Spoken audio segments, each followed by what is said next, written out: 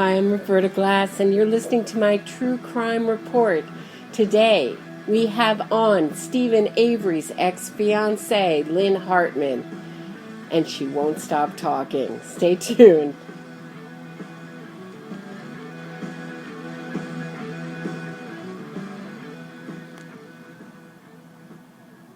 Well, we reached out to Lynn for an update, and she gave us this statement. After appearing on the Dr. Phil show last year, I received threatening calls and letters from Steven Avery. I blocked calls from Mr. Avery and had to ask the correctional institution to issue a no-contact order to prevent any further communication or contact from Mr. Avery. The threatening letters were so graphic and evil that I no longer believed Mr. Avery was innocent of the crimes he was convicted of, so I ended the relationship October 1st, 2016. I have taken many measures to ensure my safety and the safety of my family by alerting law enforcement and reporting the threats to the authorities. What do you say about that? Yeah, I can't comment about some woman who has never met anybody, who writes to him in prison and decides she wants to marry him. She's got some issues of her own. It's simply false that he has this long history of women that he's been abusive to. You saw these letters that he wrote to his ex-wife where he's very angry.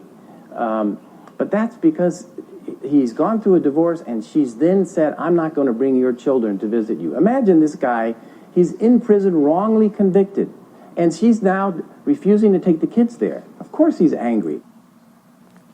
So Lynn Hartman, thank you so much for joining me for this interview.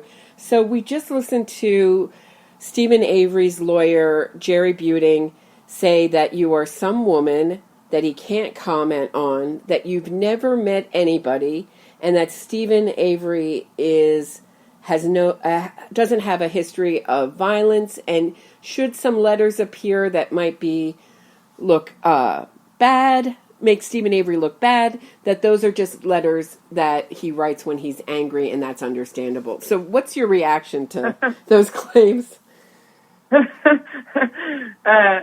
Yes, first of all, thank you for having me on your show, Roberta. I appreciate that. Sure. And, my first feeling after watching Jerry Buting say that about me was, wow, he has never met me. So for him to have formed an opinion like that without even meeting me was a surprise. But the aftershock was a feeling of being violated all over again. Mm. And so I felt like he was victim blaming, much the way that Kathleen Zeller does with Teresa Halbach. Right. And it was ridiculous as well because Steven Avery does have a long history of abusing women, and I felt like he was making excuse for the offender. So I was completely offended by his statement about me. Yeah, just a little recap. He put his first wife in a woman's shelter. His second fiancée, Jody, who everyone's familiar with from the Making a Murder documentary, she describes being beat up many times and even drinking bleach to try to escape life because it was so intolerable. And I hadn't heard about the bleach. Yeah. I didn't hear about that. I knew that she had eaten rat poison. You're right, rat poison. You're right. I stand corrected. Yeah. Right, rat poison. Yeah. You're right. And so rat poison to try to escape it. Yeah. And so it's well documented. Steven Avery pulling a gun on a woman with a baby in the back seat. I mean, just for anyone who wants to look, it's there. And so I guess I just want to ask you, sort of go back in time to how this all started. So how did you hear about Steven Avery? The first time I heard about him was while I was watching a Nancy Grace program in the background while I was maybe paying bills or something one day, and I'd heard her talking about Teresa Halbach's murder and the fact that Steven Avery had been arrested for this and that she was the first one to interview him about it. And maybe he called her about it. And after watching that show, there was no doubt in my mind that he had committed the murder. And, of course, I wasn't as wrapped up and involved in making a murder at all. In fact, I didn't even know about it. It was just another one of Nancy Grace's shows. Well, then I put it in the back of my mind, and a while later, my daughter suggested that I watch the program because she was somewhat affected by it. She thought that because I'm a paralegal and I have a little bit of a legal background, I mean, not much, but some, that I would be interested in watching the program. So I did, and it had a profound effect on me. Uh-huh. That's where it all began. What do you when you say profound effect? What was that like? I mean, did you have incredible empathy for Avery? You felt yes, I did, and I also was probably at one of the lowest lows of my life. Honestly, in the process of divorcing my husband, who I didn't want a divorce from at the time, and he had moved on, and it was just very painful for me. So I was at a low point in my life. Right. And I was empathizing with his pain, first off. And I really wanted to help him. I felt like, I feel like I'm making a connection here because I felt like I understood what was going on. I felt like, just like all of the other people do out there that watched Making a Murder. They were a lot of people were affected by it. Absolutely. And I felt like, here I am. I'm just feeling sorry for myself. I'm going through this divorce. Maybe I can do something positive right now and help this guy. Maybe even just by sending him a letter. Had you ever written an incarcerated person before that? No. That was never even a thought in my mind. So I felt comfortable doing it, though, because of the way that he was portrayed in Making a Murderer. I felt like it was somewhat safe because everybody was talking about sending Steven-Avery letters, right? So I thought, well, there's no problem here. Right. It isn't anything that I need to be afraid of. They made him out to be a schoolboy. Poor guy needs letters, right? That's how I felt. Right, and it's incredible. So I wrote. It's an incredibly long documentary, too. You don't feel like you just know Steven-Avery. You feel like you know his parents, you know his sister, like or whatever, sister-in-law, you know the whole family. You get like, so by the time... Right, I understand that. And that's why I'm like, I can identify with that. I've been Steven-Avery's girlfriend here, Right. I didn't think it instantly, honestly, but later on I kind of felt that way because I did watch the program a couple of times. Sure. And I did start feeling like I was really familiar with them all because they did a great job portraying everybody in that show. It was convincing. It's very convincing, incredibly convincing. And so what was your letter like that you wrote him? Was it like, hey... I just basically told him what I kind of just explained to you about the position that I was in at that time in my life. And told him that I was here and also had time on my hands, and if he wanted to correspond, I'm open to it. Right. And so he wrote you back? What was that letter like? Yeah, he wrote me back right away. Much to the misconception of the supporters who are right now analyzing all of my handwritings in my letters that Kathleen Selma dispersed to them for that pleasure. And they're all saying that it took me many letters to beg him to write me back. That is true. He wrote me back right away. But the first letter was he wanted to get to know me right away. Right. It was almost like he felt like there was an instant connection. And he wanted to get to know me right away. And he started writing letters every day to me after that.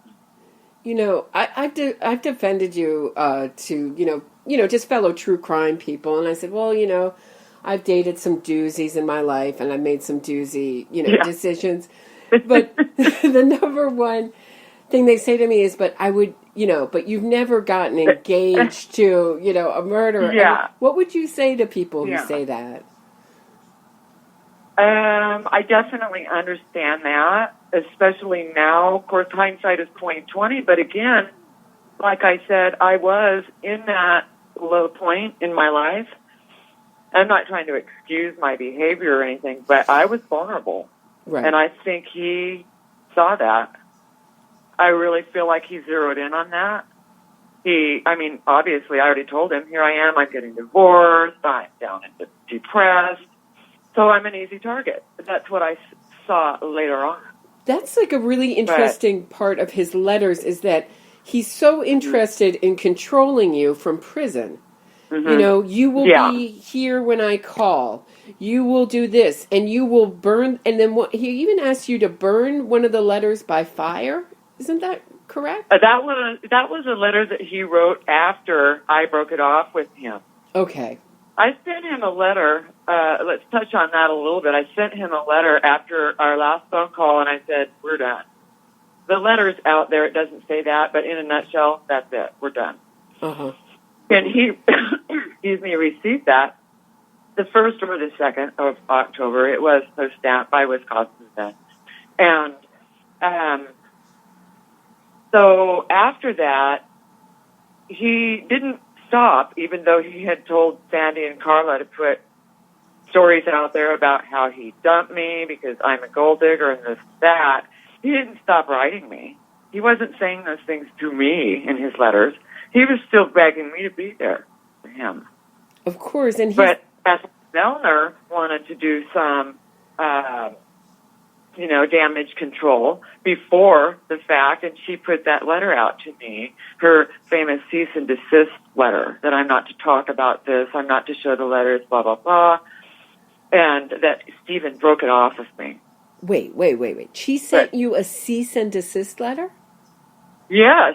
Like a legal document that you can't talk about your life and your experiences about this? Yes, that's right. And then she had it published in In Touch magazine for the whole world to see.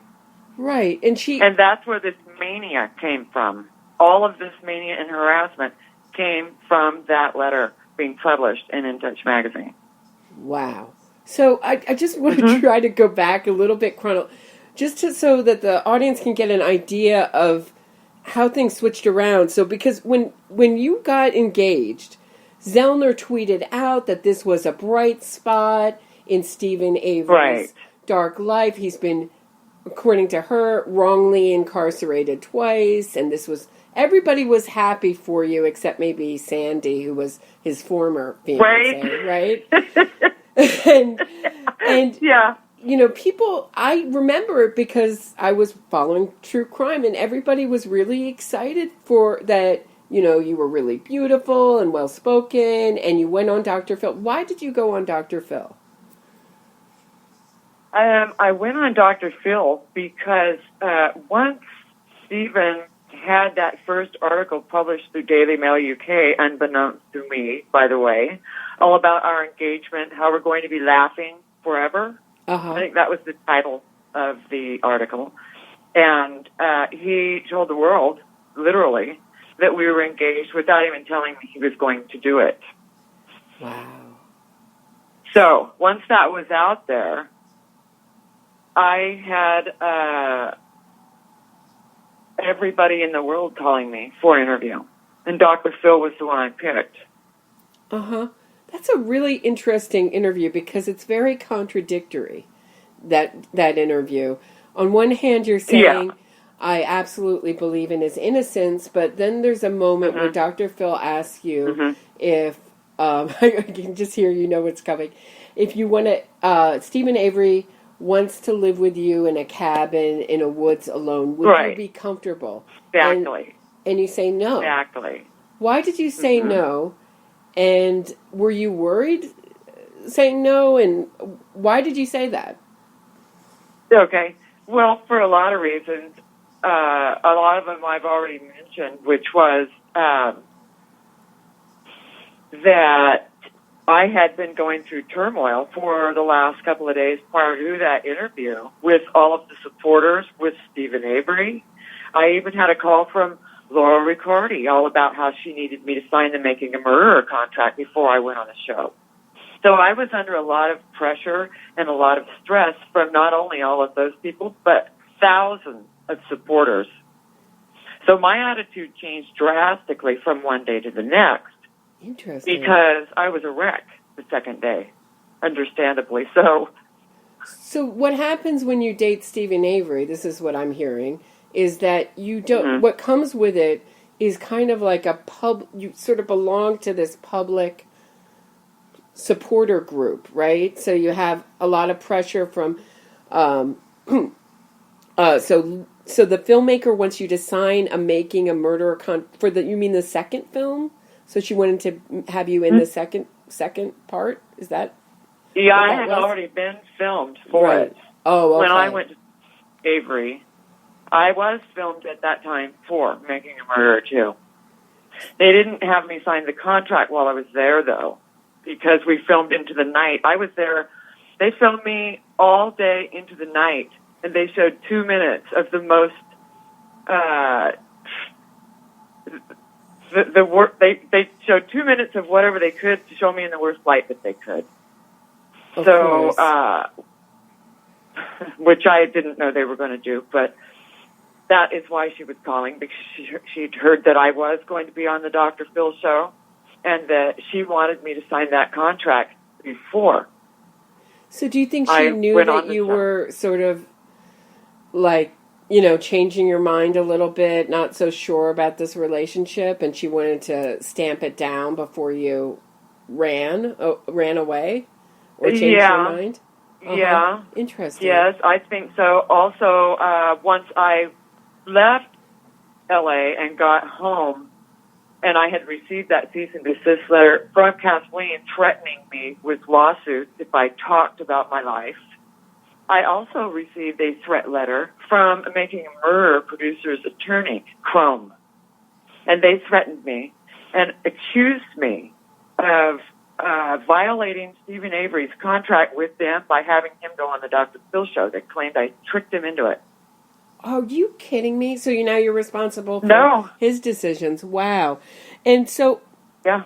you met Stephen Avery in prison. You had a visit with him. What was that like? It was nerve-wracking from the time of making plans to go, getting the money together to have the trip paid for. Do you want me to talk about how that happened right now, or do you want to do that later? No, it's okay. I mean, it's okay. I just wanted to know what it was like sitting. I mean, he's very short. You're sitting next to him. Oh, okay. That kind of thing. And what he told you about cleaning up his trailer and Brendan Dassey. Okay, Those are the kind of things I'm interested in. Mm-hmm. All right. Okay. I get in there, and I'm just as nervous as I could be, but Carla was there, and so I felt a little better. But when I went in, and I'm sitting there waiting for Stephen, and I'm looking for him, and trust me, I'm really nervous, because I've never been in a prison like that, or at all, actually. And when I saw him come out, I'm like, oh, my God, that's him. But he is not 5'6" like he told me he was. He was about 5 foot tall. Wow. So when he was walking by, I was like, I really did have this image in my mind. He looks like a teddy bear. I really did think that. That was the thought that crossed my mind, because he was short and pudgy and walking across the floor, and it was kind of cute. And that's why I said that on Dr. Phil, just an FYI, since we're there. But that's where it started. And then he sat down at the table with me, and I felt like immediately like he wasn't really that trusting of me. I just kind of had that feeling because Carla was there, and I understood why he felt that way later on, because she was there to give him messages, of course. Mm-hmm. But as soon as she left, I decided I was going to ask him about the questions that I've had in my mind, and the troubling questions that I had in my mind about the murder. And I wanted to ask him face to face, because I hadn't asked him anything like that on the phone before. Uh-huh. So the first question I asked was about the accusations about him raping his niece. And then I asked him about the fact that there was no evidence in the house because everybody thought he had 3 days to clean it up, because at that time, I thought he had 3 days. Uh-huh. And then that's when he had corrected me on that. And then I asked him about wait, the grand aunt. what do you mean he corrected you? So you said everybody thinks that the reason they found no evidence in your trailer was because you had 3 days to clean it up. And what did he say? Right. Then he sat back in his chair, and this is where everybody thinks I'm nuts, because I say his eyes looked like they almost went white. They did. That was disturbing to me. I'd never seen that happen, because he has really light blue eyes. Long story short, like the pupils were really restricting. It was almost like he was getting pleasure out of telling me this, and I want to convey that to you because that's how I felt. And he said, and he was kind of smiling with this grin, and he says, no, I had 5 days to clean up. Wow. So let's just stop for a second. So you're waiting to hear, no, well, of course that's ridiculous that there's no evidence in the trailer because I had 3 days to clean it up. I did not kill Teresa Hallback. That's why there's no evidence. And that's what you thought you were going to hear. And instead you heard, no, actually I had 5 days. And boy, that cleanup, you didn't say that cleanup was hard, but it was sort of like that kind of answer. Wow. Did your blood run cold? Exactly. Wow. Excuse me? Did your blood run cold? I mean, wow. Yeah. Like I literally felt that, and I knew that at this point that it wasn't just a phrase or a figure of speech. The hair really does rise on the back of your neck when you hear something creepy. Wow. That happened to me. And I just felt the goosebumps all over my body, and I was trying to, compartmentalize this information just the way I had perceived it. Uh-huh. The best way I could, because I was in a stressful situation already. Here I am hearing that and watching the way he made that comment. Wow. And I felt like I had just been made a fool of in a way for a few seconds. Right. And I wanted to kind of push that back and go into a denial thing where, oh my God, I'm not gonna go there. I'm gonna pretend he's still innocent because I want him to be innocent, and here I am, professing that he's innocent. He's told everybody we're engaged. I don't want to feel that right now. I don't want to believe that he just told me what he just said. Right. You're having this commitment is very public, and you asked him about Brendan Dassey, and what did he say about Brendan Dassey and his sympathy for him? Yeah. Well, when the ruling came down that the conviction had been vacated, I was, of course, extremely excited, like everybody else in the supporter world was about it. I mean, we were all just jumping. Everybody was sending each other messages. I couldn't wait to talk to him. And I was, thinking, God, I hope I don't have to wait all day for him to call because I'm just bursting at the seams. I want to share the joy, right? Right. He calls me up, and he's very flat in his affect. His voice is very flat. And I was just saying, isn't it great? I'm sure you've heard about Brendan, obviously, and that his conviction was overturned. And isn't it amazing? Isn't it great? And he said, quote, fuck Brendan. I don't give a shit about him. And then he said something to the effect of, and I do not remember it word for word, but the meaning was he should have kept his mouth shut. Wow. And I don't want that last part quoted because I don't remember word for word, but I definitely reported what he told me word for word to the right people already. Right. So that's the attitude towards a snitch, to someone who told the truth. I mean, that's how I take it. Everyone listening can take it however they take it. So you made all these, so he wrote you very disturbing letters and you made them public. And the reaction by what was Kathleen Zellner's? Obviously, she sent you a cease and desist. You've been discredited by Jerry Buting as just some woman that's just Did you do this out of a sense of revenge? I mean, their number one argument is that you're a woman scorned. No. Well, first of all, I would like to address the first question that you had. Did I do it out of revenge? No, I didn't.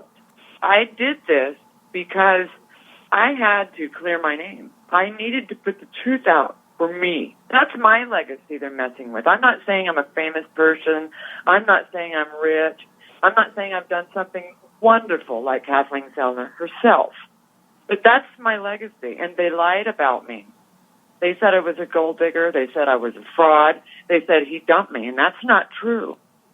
And I wanted to do this quietly. I asked Kathleen Zellner many times through emails that I have for anybody to see if they'd like, which brought us to that agreement to exchange letters and call it good and go our own separate ways. But they would not comply with that. They would not stop spreading the lies. I'm talking publicly, even straight out to October 2018, where they cast me as a villain on their Making a Murderer 2 show. But you came out very publicly and said he was guilty. I mean, I think that if you were, I guess I'm puzzled because I would think that if you wanted to kind of keep your pride, you'd go away quietly and just not say anything. No. You thought I would have done that had they not been so public with it. If you go Google my name, there's articles, horrible articles about me from here to Shinola, and I'm not leaving those tracks on my name, not without the truth right behind it. Interesting. So, Kathleen Zellner, I mean, this is, you most recently in The Sun, Kathleen Zellner has said, she's basically said that if you keep talking, she said, Lynn Hartman, I am paraphrasing, obviously, I don't have the quote right in front of me, but that you live in a glass house. Oh, you do? You want to read it? You have it right in front of you? Yeah. Can you read it? It says, well, I didn't actually screenshot that part, so I'll go to the article itself. Okay. I had it pulled up. Okay. So here's the quote. She says, Stephen is considered a model prisoner. He has no disciplinary history. There have been no violent outbursts on his part ever noted by the prison staff. Ms. Hartman's 15 minutes of fame expired quite some time ago. Her behavior reaffirms the old adage, hell hath no fury like a woman scorned. We would recommend yoga, a diet high in fiber, and some serious meditation. So, what do you say to that? What do I have to say to that? Yeah.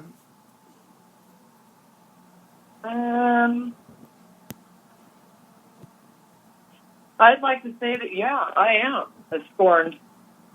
I'm scorned that Making a Murderer 2, Kathleen Zellner and Steven-Avery, along with all of the supporter mob, lied about me and my motives to the world, to the press and social media. And I'm scorned about the harassment and the threats I've received. And I'm scorned that they would claim I was dumped for being a gold digger when I'm the one that broke it off with him. Right. So, yeah, she's right. I am scorned about that. And I think you're... And as far as the high-fiber diet, I take offense to that because I have Crohn's disease, and she knows that. And to make fun of that is repulsive to me. Wow. So... And also, the Steven-Avery, should he be, should he be released? This all points to the fact that he would reoffend and hurt and kill another woman, if not beat her up, land her in a woman's, battered woman's shelter. I mean, that's just kind of like the way that he behaves, even from prison. Yeah, I think so. Yeah, definitely, even from prison. He will get people that are really maniacs about his cause. And he has them do things. For instance, I think I'll have to save that for another day because the story is absolutely unbelievable and it's probably an hour of its own. But, yeah, he is abusive even from prison. Right. And so how did this affect your family? This engagement, this break off, Kathleen Zellner, the fans. What did that do?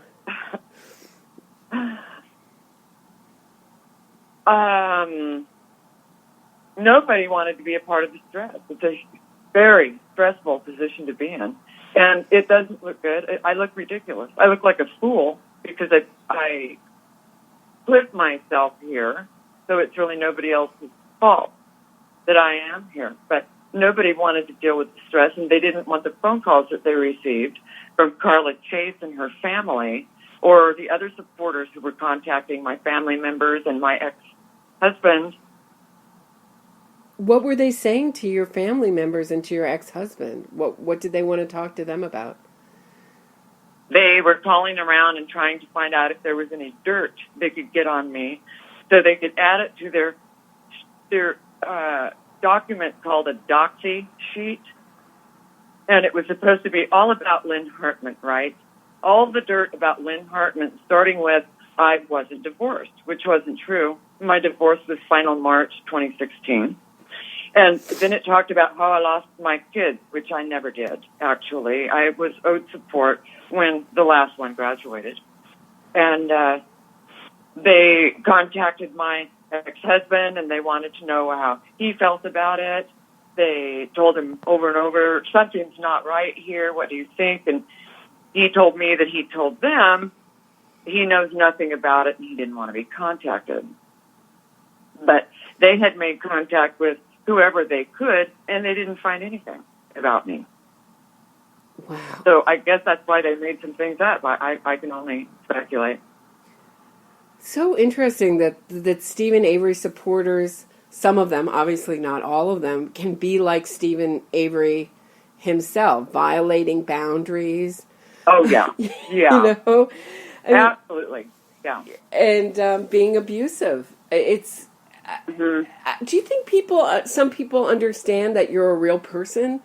Do you think that there's a kind of fantasy element in this narrative that they don't understand that you belong somehow to the public, that you don't have a real life outside of making a murderer or Steven Avery? I'm really not sure. Mm-hmm. I can see how that could be true, but I'm not sure if they see the whole picture or not. I just know that the majority of them are very similar in behavior as Steven Avery, and I would classify it as a narcissistic sociopathic behavior, although I'm not an expert in that field. I've done a lot of research on it because I wanted to know why and how this could be happening. I'd never seen anything like this before.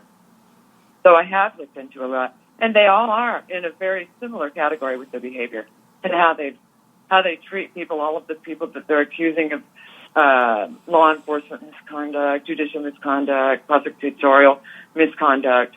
They're like heathens. They go after everybody that does not believe he's innocent. Right. And do you think that... And it sounds like a whole business from what you're saying, that contracts are being violated. You're protecting, Steven Avery's relationship with making murder. You violate, it sounds almost like an enterprise or a business. This, what you're describing. And speaking of contracts, that was another statement that Kathleen Zellner put in her response to my last article. Something about how the prison does not issue orders, only courts do that. That is not the case. Right, meaning that you said I had to... Oh, I'm sorry, go ahead. Me? I was just explaining you had to block the phone from him. You had to have the prison block his calls to you, is that right? No. Okay, explain. No, I could do that, and I did do that, just by shutting down the account. It's a separate account that you have to have applied to your phone as a service to receive calls from inmates. Okay. I did shut that down. And but I continued to receive the crazy letters for at least a month after I had told him it was over.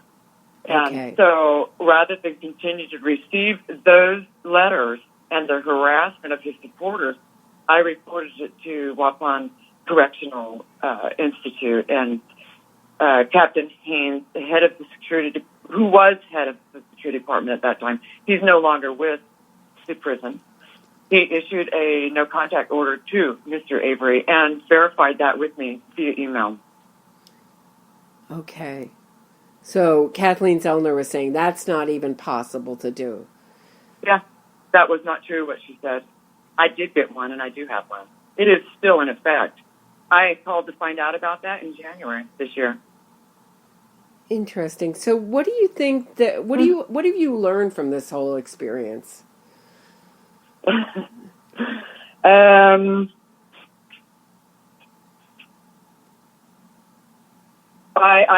I wrote something down because, there's so many things I learned. I don't want to say I learned never to do something like this again, because that's not really how I feel.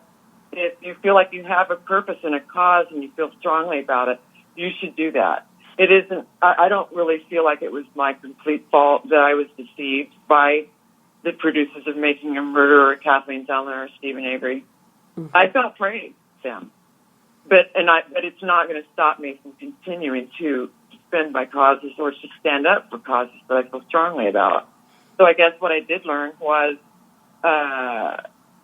the dangers about reaching out to convicted murderers or anybody that is in prison for violent crime, mm-hmm. even if a whole group says they're innocent, because it has caused me a world of hurt, and I would hate to see anybody else get into that position, because once you are into that position, especially with Steven Avery, if you don't do what he says, he is going to ruin your life one way or another. You said something about Carla giving Steven messages. Mm-hmm. Yeah. I just wanted to. What did you mean by that?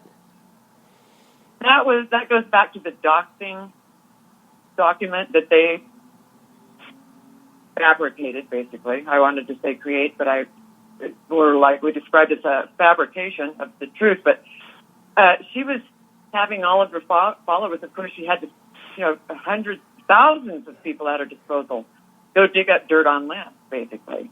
So anybody who came back with anything that they thought was ironclad or that they'd heard or whatever, they'd provide that to Carla through an email, and Carla, or at least that's what she said through email, and then Carla would then provide that to Steven.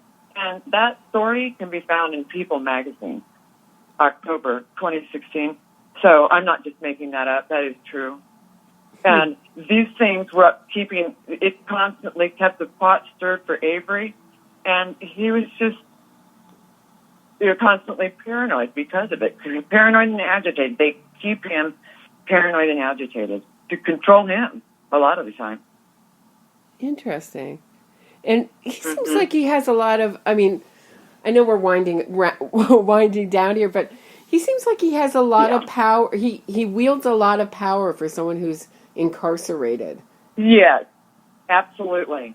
Absolutely. I feel like this entire world, this Avery supporter world, is very similar to organized crime, which Kathleen Zellner is probably very familiar with, considering she lives in Chicago or Illinois. Interesting. But that is exactly how it works.